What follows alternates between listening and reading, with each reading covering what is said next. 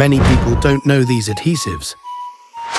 It's true that the silicone glue is the wrench of adhesives world, but it can't meet all needs.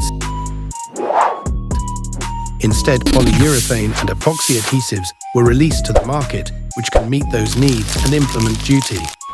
In addition to low flexibility, silicone glue isn't very resistant to heat and sunlight. While polyurethane glue is responsible for these deficiencies, polyurethane glue has a high resistance to heat, moisture, and chemicals, and in addition to being highly flexible for use in moving devices after drying, it sticks to all surfaces like plastic or stone and wood, and makes strong connections, and creates durability and doesn't wear out.